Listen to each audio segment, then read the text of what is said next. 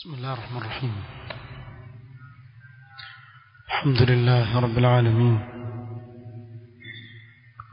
الصلاة والسلام على رسوله الأمين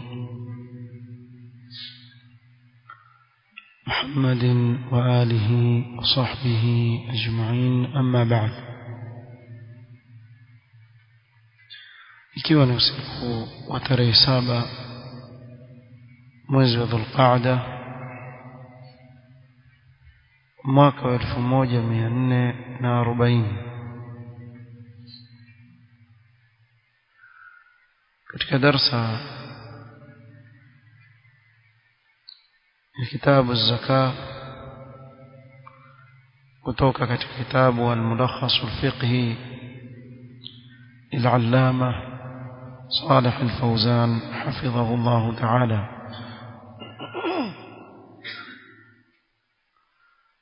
tuendelea باب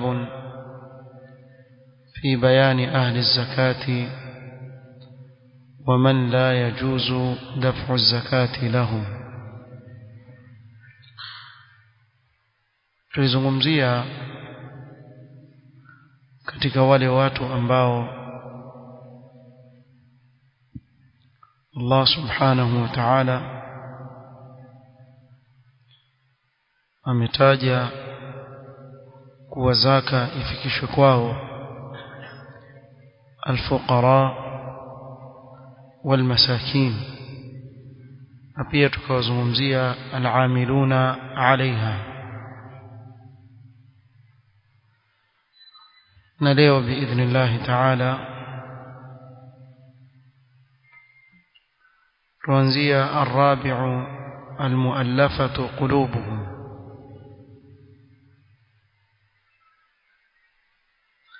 المؤلفة قلوبهم، قال العلامة الفوزان حفظه الله تعالى: جمع مؤلف من التأليف وهو جمع القلوب. المؤلفة قلوبهم ni wale wanaopendezewa Uislamu.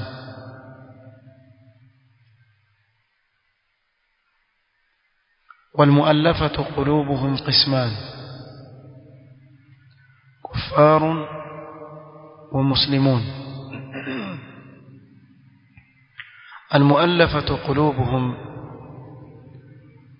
wako vigawanyo viwili. Wapo katika makafiri na wapo katika waislamu. وهذا هو الصنف الوحيد الذي يجوز فيه أن يعطى الكافر من الزكاة. hii ndio aina ya pekee ya aina ya wale wanaopewa zaka ambayo yajuzu kumpa kafiri zaka. hii peke yake. hauwezi kumpa kafiri ambaye ni fakir katika zaka. ama alfuqara walmasakin ile ni khasa kwa Uislamu. lakini almuallafatu qulubuhum peke yake ndio wako vigawanyo viwili: kufarun ومسلمون. فالكافر يعطى من الزكاة إذا رجي إسلامه لتقوى نيته على الدخول في الإسلام وتشتد رغبته. كافري hupewa katika zaka ikiwa atarajiwa kusilimu, ili nia yake ya kuingia katika Uislamu iwe na nguvu zaidi na raghba yake iwe na nguvu zaidi katika kuingia katika Uislamu. وتأثير المال على دين الإنسان معروف. mali kuathiri dini ya mwanadamu ni jambo ambalo lajulikana. ndio maana ukaona kufar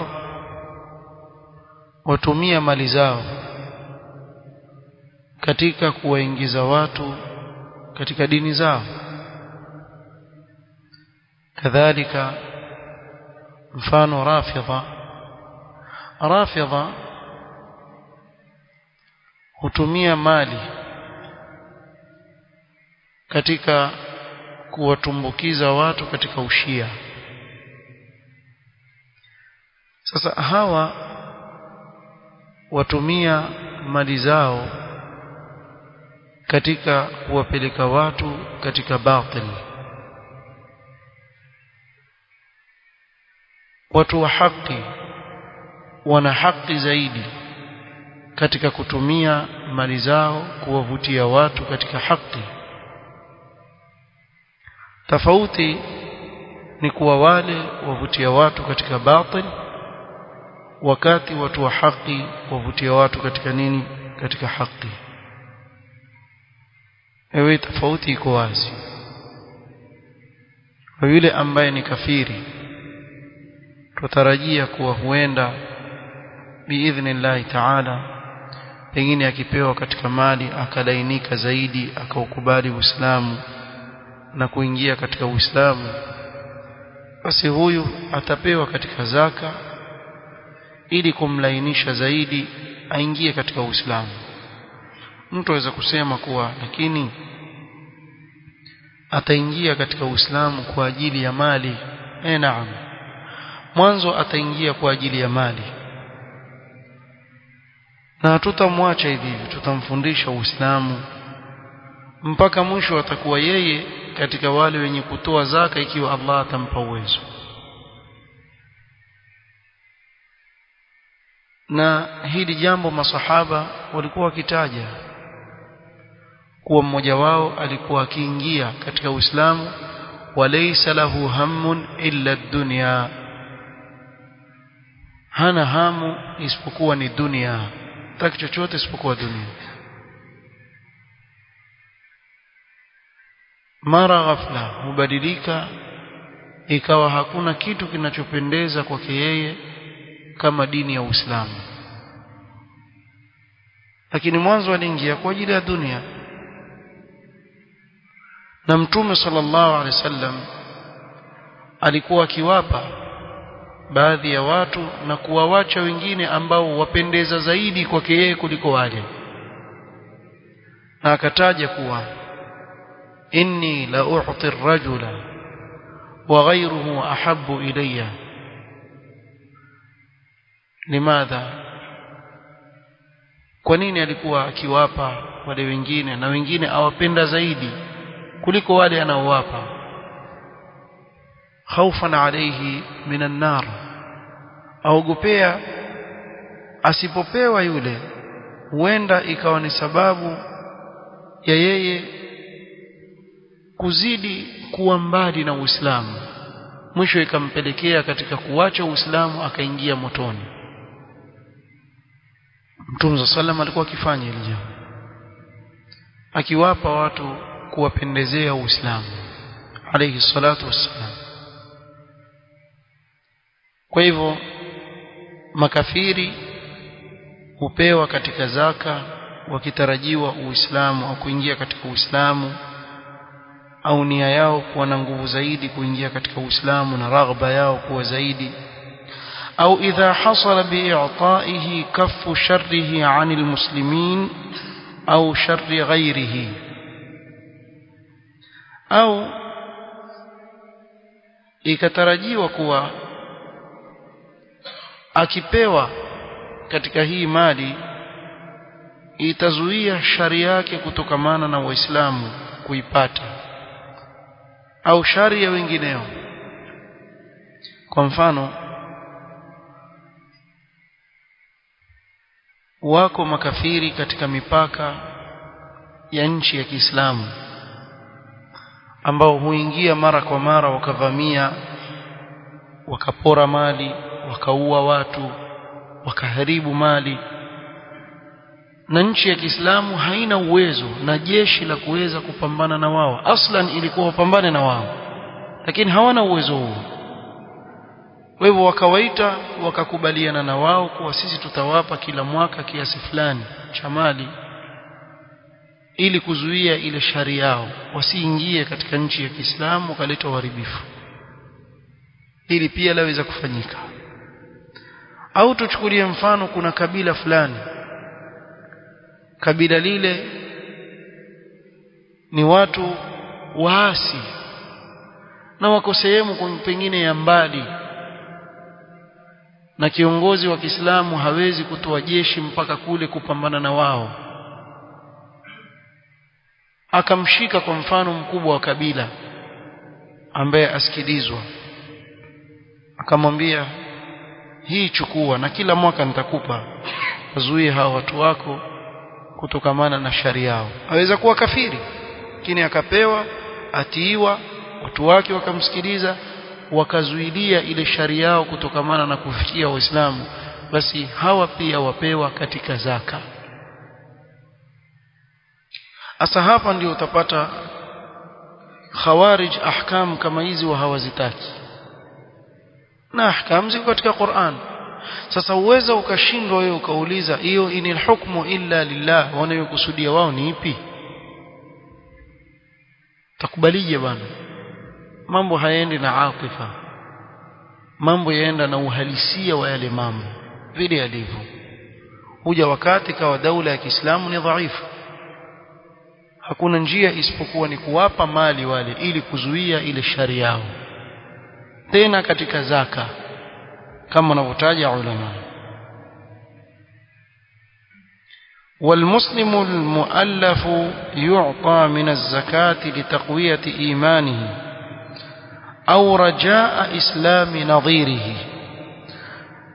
na muislamu anayependezewa uislamu, pengine ndio ameanza kusilimu, apendezewa uislamu, apewa katika zaka ili kutilia nguvu imani yake. Na Mtume sallama alikuwa akilifanya hili jambo.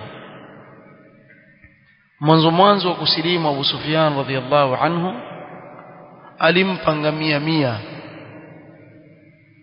Al-Aqra' ibn Habis akampa ngamia 100, kisha akampa 100, kisha akampa 100, 300.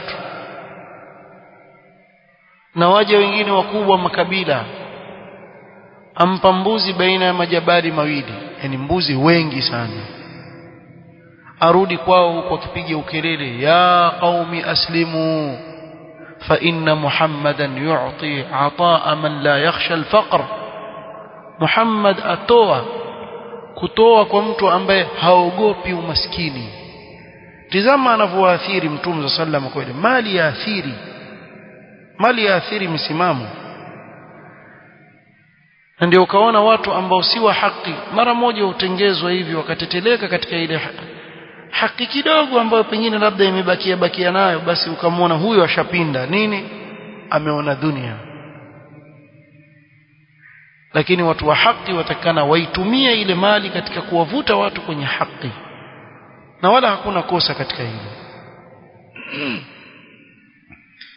Kwa hivyo aweza kupewa Muislamu ili kuutia nguvu imani yake zaidi, au rajaa islami nadhirihi.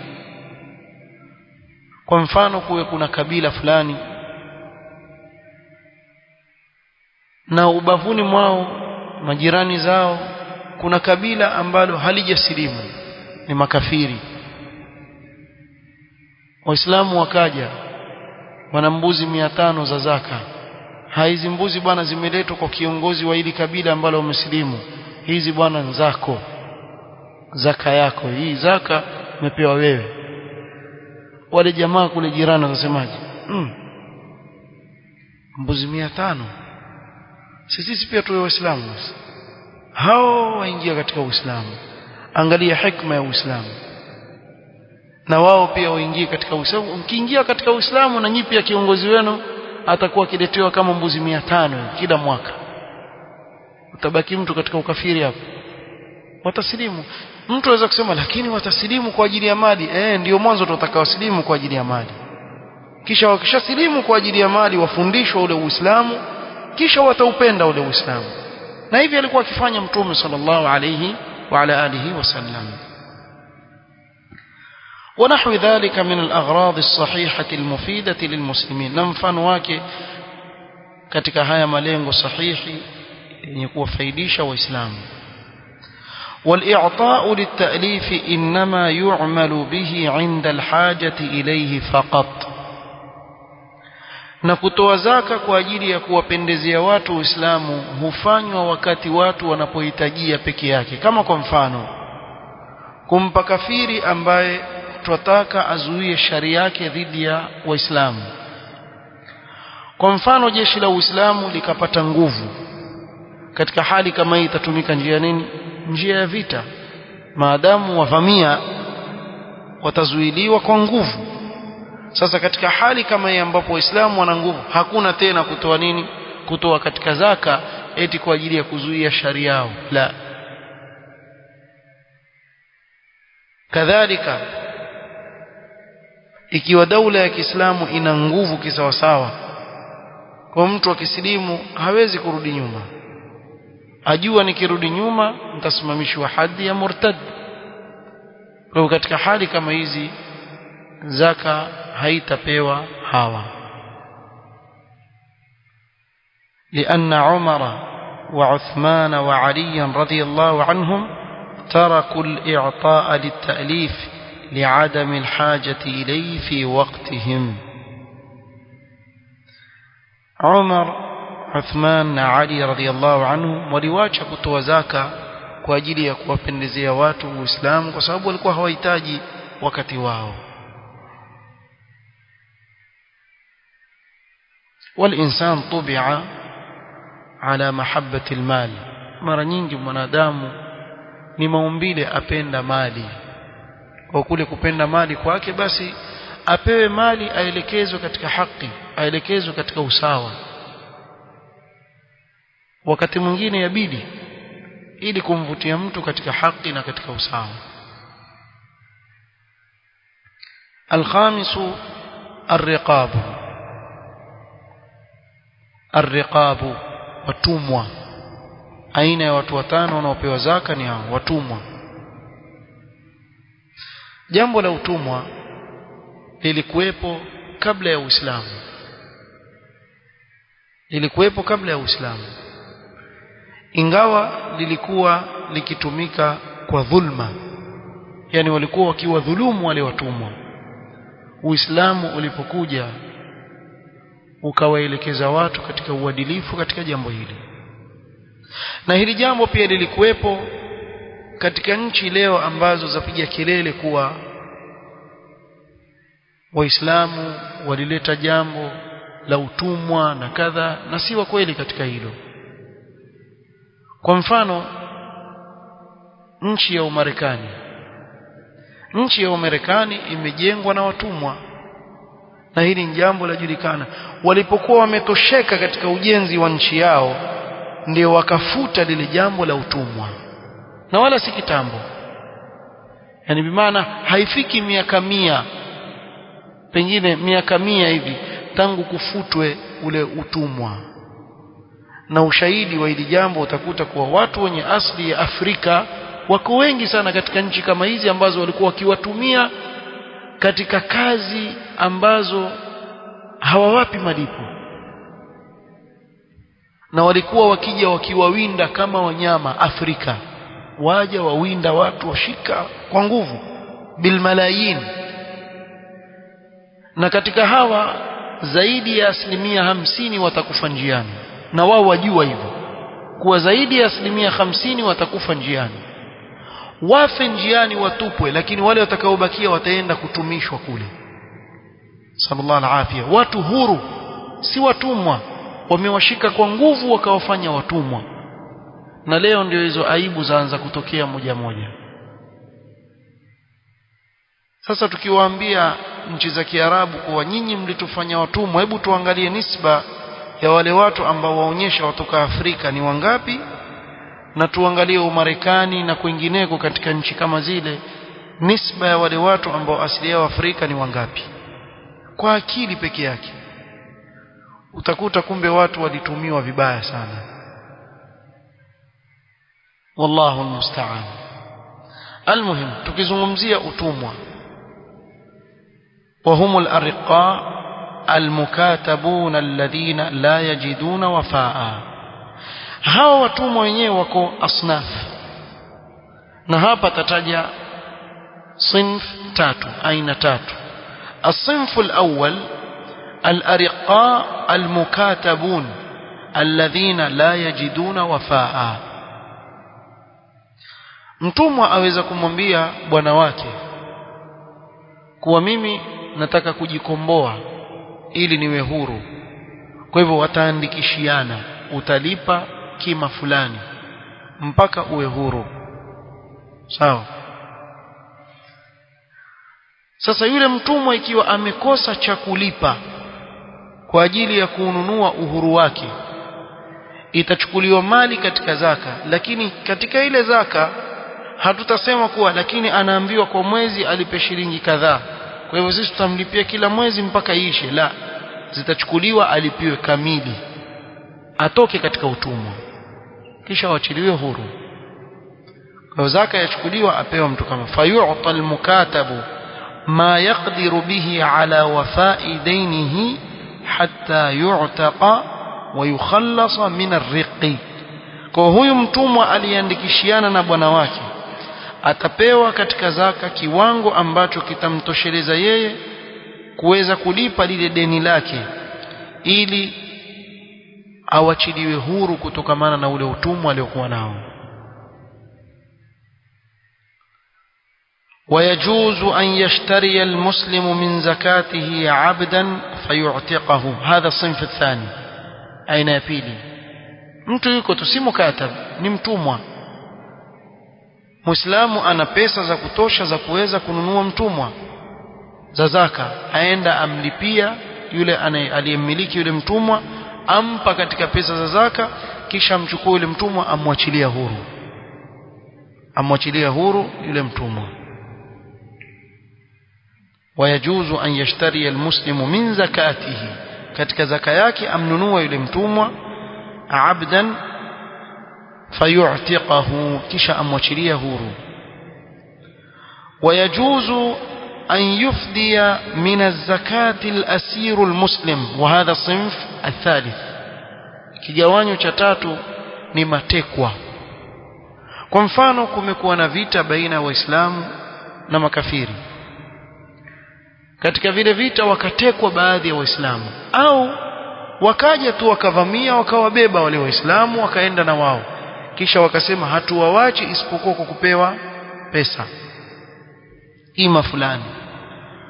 Katika hali kama hii yajuzu kutoa katika zaka kumlipia huyu Muislamu ili kumtoa katika yale madhila anayofanyiwa na kufar,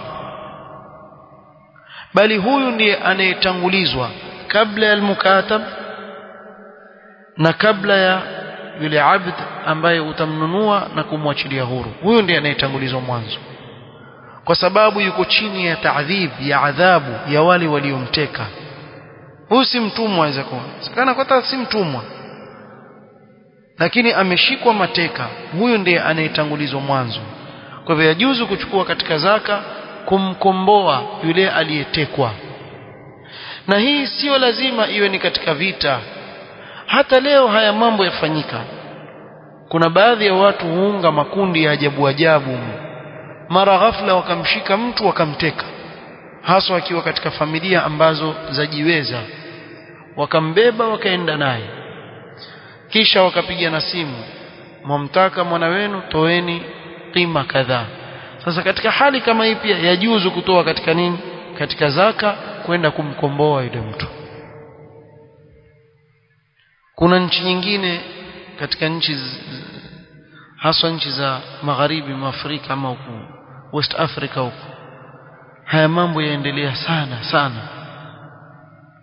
Mtoto wa kitajiri, yani tukipatikana jamaa ameona amepata ghanima pale, basi wanyemelewa, kisha uchukuliwa, kisha akapigiwa baba yake simu, akaambiwa haya, toa kima fulani, mtoto wako utampata. Basi yabidi atoe. Sasa ikiwa imefikia kutoa kumkomboa yule mtu, yajuzu kutoa katika pesa za nini, za zaka, lianna fi dhalika fakka raqabati almuslim min al-asr, kwa sababu kwa kitendo kama hiki ni kumwachilia huru, kuachilia shingo ya Muislamu huru. Kwa hawa ni katika wale ambao wapelekewa zaka. Tumesoma ngapi? watano, sio? Tumeanza na al-fuqara wal-masakin, kisha al-amiluna 'alayha, kisha al-mu'allafatu qulubuhum, kisha ar-riqab. Hawa ni wangapi? watano. Insha Allah taala unabakia tutakuja kuwamalizia insha Allah katika kikao cha kesho biidhnillah taala. نكتفي بهذا القدر والله تعالى أعلم. سبحانك اللهم وبحمدك أشهد أن لا إله إلا أنت أستغفرك وأتوب إليك. بارك الله فيك.